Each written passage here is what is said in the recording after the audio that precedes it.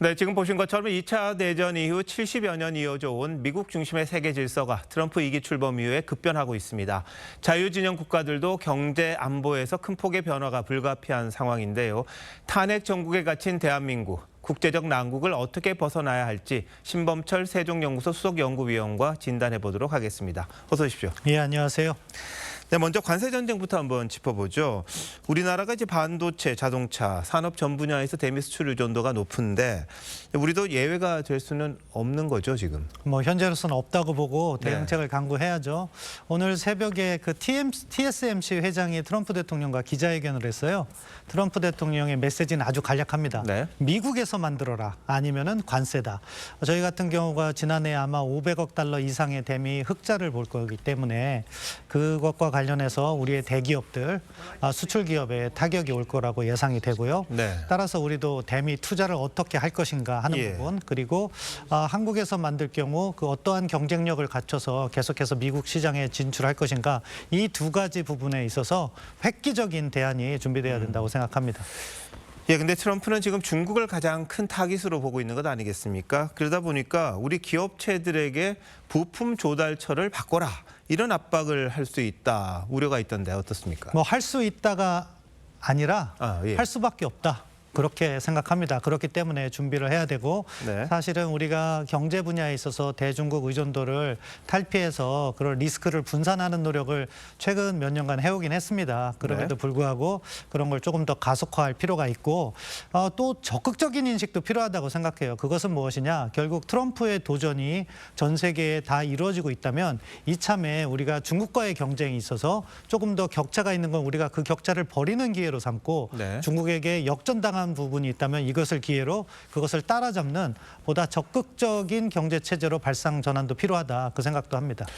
예, 근데 경제만큼 걱정되는 게 지금 외교 안보 분야입니다. 당장 우크라이나 군사 원조를 미국이 중단을 했어요. 이게 러시아와 더 가까워지는 그런 모습을 보이고 있기도 하고요. 근데 우리나라도 먼 나라 같지가 않습니다. 예를 들면 주한미군이 있는 것이고, 방위비 분담금 가지고 지난 1기 트럼프 정부 때도 문제가 됐었잖아요. 자, 방위비 분담금 가지고 처음 공격이 들어올까요? 공격의 여지는 방위비 분담금 말고도 관세라든가 경제 부분이 더 충격이 더 클 거라고 보는데요. 네네. 방위비 분담금 이야기도 반드시 할 거다. 예. 정확하게 이야기하면 주한미군 주둔 비용 분담인데, 트럼프 대통령이 후보 시절에는 10배 더 내라는 얘기도 했습니다. 만약에 협상을 하면 아마 2배 이상 더 내라, 이런 이야기로 현실적으로 다가올 건데요. 저는 트럼프 대통령의 요구를 무조건 거절하는 방식으로 간다면 젤렌스키 회담과 같은 어떻게 보면 파국으로 갈 수도 있다. 네. 따라서 트럼프 대통령 요구를 수용하면서 어떻게 우리의 이익을 확보할 것인가, 그런 접근이 필요하고요.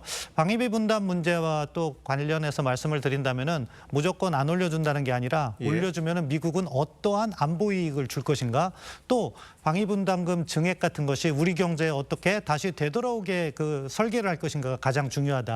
네. 예를 들어서 미국이 MRO 같은 거 강조하잖아요. 그럼 우리가 MRO 비용을 방위비 분담을 할 테니까 그것은 주한미군에게 우리가 주는 비용이기 때문에 미국이 그런 군함들이 한반도에 와서 작전을 하면서 우리 안보 이익을 더 강화해달라, 이런 요구를 하면서 환류를 선순환 구조로 만드는 그런 지혜가 필요하다고 봅니다.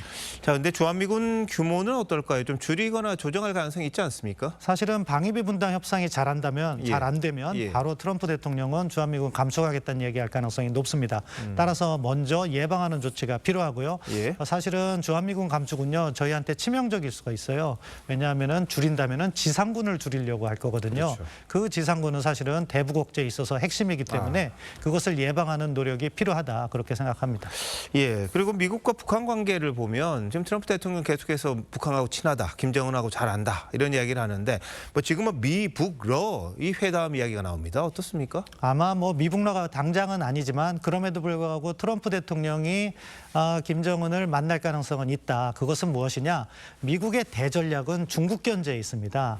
지금 러시아하고도 이렇게 급속한 관계 증전을 목표로 하는 것이 결국 중국과 러시아를 분리시키고 미국은 중국에 집중하겠다는 거거든요. 같은 맥락에서 북중 간의 관계를 벌리는 노력, 그리고 북한 문제를 트럼프 대통령은 위기 관리로 보는 경향이 있기 때문에 한반도에서 위기가 곧 고조되지 않도록 하기 위해서 만날 가능성은 있다. 예. 그렇기 때문에 우리가 선제적으로 미국과 이 문제를 논의해야 되는 것이고 한국뿐만 아니라 일본이라든가 호주 이런 우리의 우방국들과 이 문제를 논의하면서 트럼프 대통령이 대한민국의 이익에 반하게 북한에 접근하는 것은 막아야 된다고 생각합니다. 근데 워낙 뭐 자기 뜻대로 하는 사람이라서 이게 참 어렵다 싶은 생각도 드는데요. 지금 우크라이나 이야기했습니다. 근데 핵 보유국 3위였습니다. 세계 3위 핵 보유국이었는데 이걸 포기하고는 강대국들에게 안보를 의지를 했어요. 이러다 보니까 지금 우리나라도 지금 미국 못 믿겠다. 핵무장 우리가 해야 되는 것 아니냐 이런 주장이 나올 수밖에 없습니다. 가능성은요? 저는 그런 주장이 지금 당연히 나와야 된다고 생각하고요. 다만 가능성은 현재로서는 높지 않다. 그리고 정부는 신중해야 된다고 생각합니다. 지금 당장 트럼프 행정부와 신뢰가 쌓이지 않은 상태에서 핵무장론 이야기한다면 미국은 네. 거절을 할 것이고 한미 관계는 악화될 겁니다. 그렇기 때문에 이런 것은 국회라든가 민간 차원에서 목소리를 던져주고 한미 간에 그러한 논의가 이루어진다면 먼저 신뢰를 쌓아라. 그리고 만약에 핵무장 쪽으로 간다고 하면은 이스라엘처럼 가야 된다. 이스라엘은 핵무기를 가지고 있다고도 이야기하지 않고 예. 핵실험도 하지 않고 미국이 이스라엘에게 해준 것은 오로지 제재를 막아준 것뿐입니다. 네. 그런 식의 쓰리노 접근이라고 하는데 접근을 하면서 우리의 역량을 키우는 노력은 필요하다고 생각합니다. 알겠습니다. 신 의원님 오늘 잘 들었습니다.